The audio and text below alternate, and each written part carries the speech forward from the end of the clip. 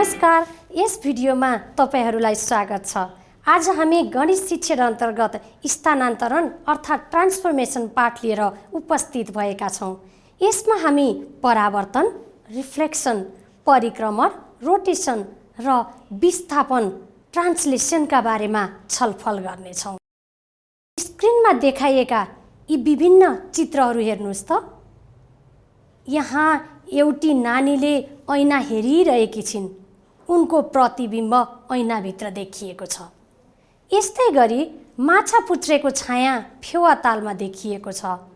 अनि एउटा गैंडा तालको नजिकै छ र उक्त गैंडाको छाया पानीभित्र देखिएको छ। यो ताजमहल हेर्नुस् त, यसको छाया पनि हामीले पानीमा देखेका छौं।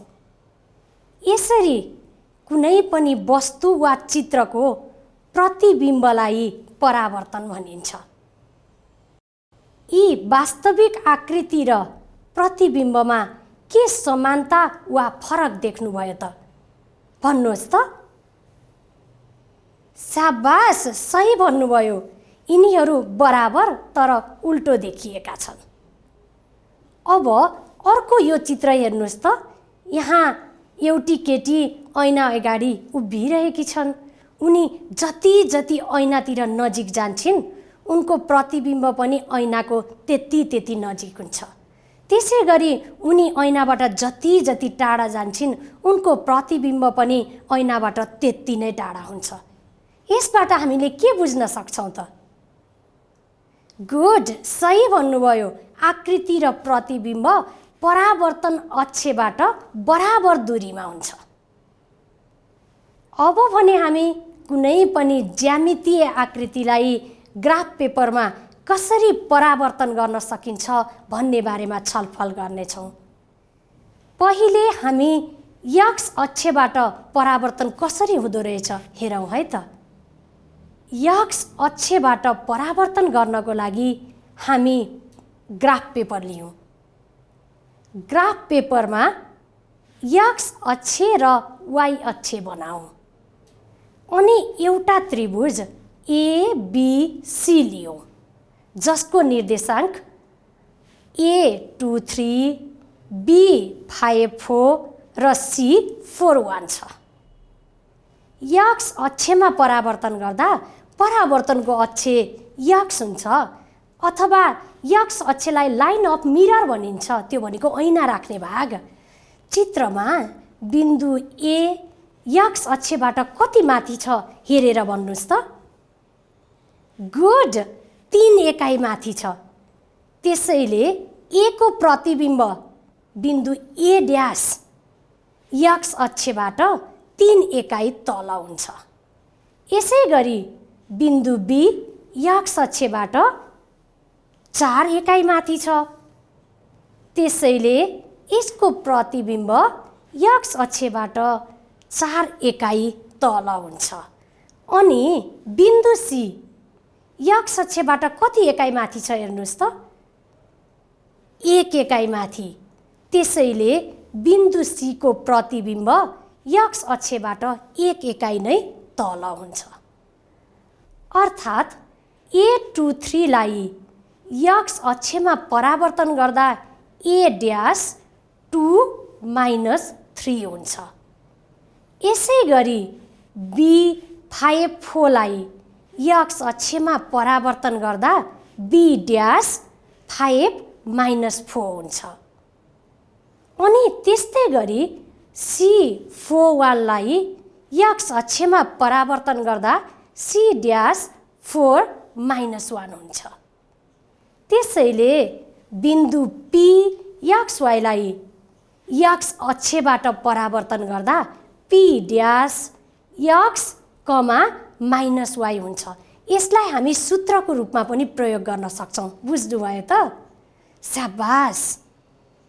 अब बिन्दुहरू A ड्यास र B ड्यास, B ड्यास र C ड्यास, अनि C ड्यास र A ड्यासलाई जोडौँ। यो त्रिभुज A dash, B dash, C dash नै त्रिभुज ABC लाई एक्स अक्षमा परावर्तन गर्दा बनेको प्रतिबिम्ब हो। अब भने हामी y अक्षमा परावर्तनका बारेमा छलफल गर्नेछौँ।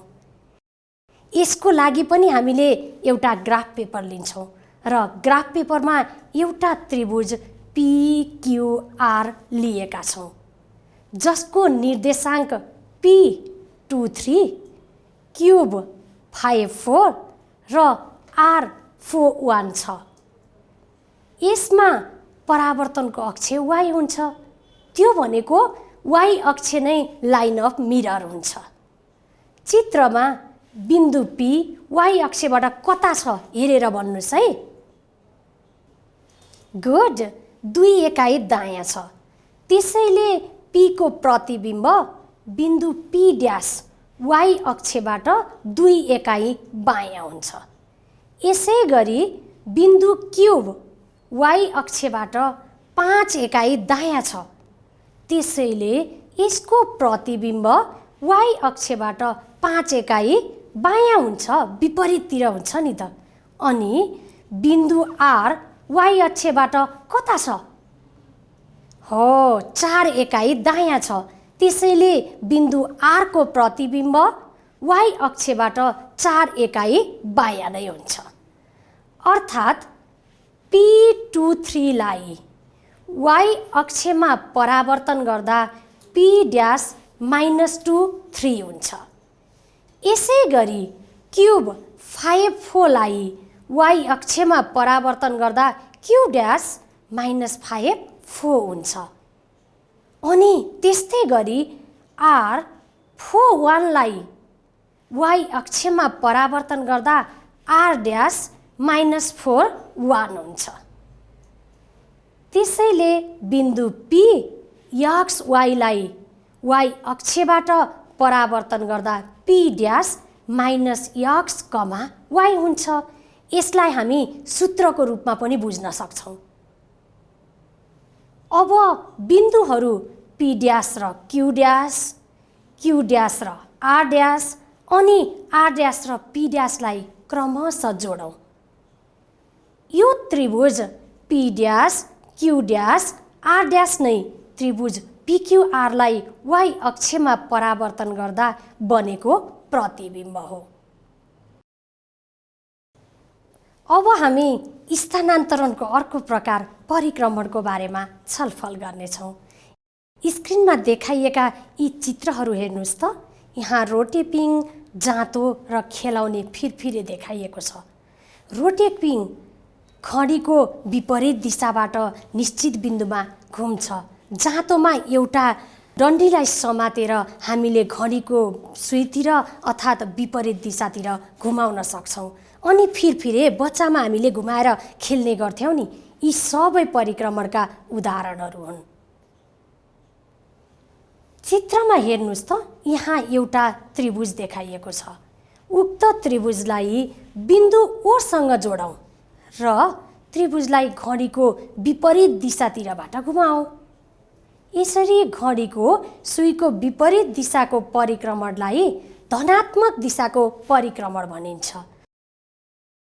यसै गरी उक्त त्रिभुजलाई घडीको दिशातिरबाट घुमाऊ। यसरी घडीको सुईको दिशाको परिक्रमणलाई ऋणात्मक दिशाको परिक्रमण भनिन्छ। त्यसो भए परिक्रमण भनेको चाहिँ के हो त? अनुमान गर्नुहोस् त। हो, पक्कै पनि तपाईहरूले अनुमान लगाइसक्नुभयो होला। कुनै पनि वस्तु वा ज्यामितीय आकृतिलाई निश्चित कोण र दिशामा निश्चित बिन्दुको वरिपरि घुमाएर स्थानान्तरण गर्नुलाई परिक्रमण भनिन्छ। अब भने हामी ग्राफ पेपरमा कुनै पनि ज्यामितीय आकृतिलाई कसरी परिक्रमण गर्न सकिन्छ भन्ने बारेमा छलफल गर्नेछौँ। पहिले धनात्मक दिशातर्फ 90 डिग्रीमा परिक्रमण कसरी गरिन्छ हेरौँ है त। यसका लागि ग्राफ पेपर लियौँ। ग्राफ पेपरमा एउटा x अक्ष र y अक्ष बनाऊ अनि एउटा बिन्दु A46 लियौँ। बिन्दु A लाई उद्गम बिन्दु O सँग जोडौँ।